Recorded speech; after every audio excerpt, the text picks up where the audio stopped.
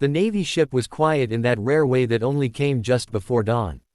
The corridors still smelled faintly of polish and saltwater, and the lights hummed softly overhead. Admiral Rebecca Hayes liked these hours. They reminded her why she had fallen in love with the Navy in the first place: discipline, order, and a sense of purpose that never slept. That morning, however, something unexpected pulled her attention down a narrow service hallway she rarely used. She heard a voice first. Low, gentle. A man's voice, steady but tired, speaking with the kind of care you couldn't fake.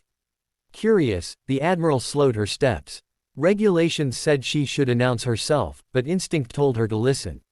"I know it's cold in here," the man whispered. "Just hang on a little longer, okay?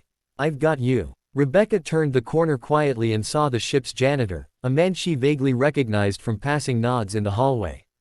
His uniform was worn but clean, his boots scuffed from long hours on his feet. Kneeling beside an open maintenance locker, he was wrapping his own jacket around a small, shivering figure curled on the floor.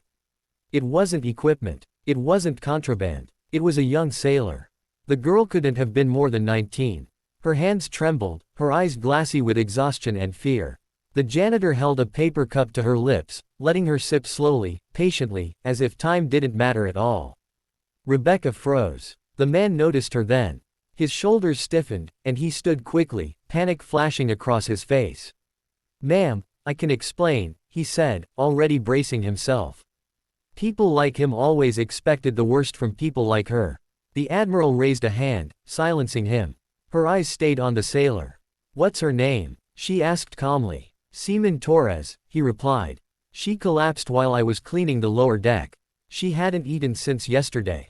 Rebecca looked at the girl again, then back at the janitor. "Why didn't you report it?" He swallowed. "I tried. Medical was backed up. Her division leader told her to walk it off." His voice tightened. "She reminded me of my daughter.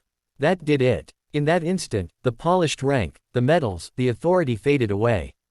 Rebecca Hayes saw not a janitor breaking protocol, but a single father doing what fathers do when someone's child is hurting. She remembered the nights she'd missed birthdays, the cost of service, the quiet guilt that never really left. "How many kids do you have?" she asked softly. "Two," he said. "Both at home. Their mom passed a few years back."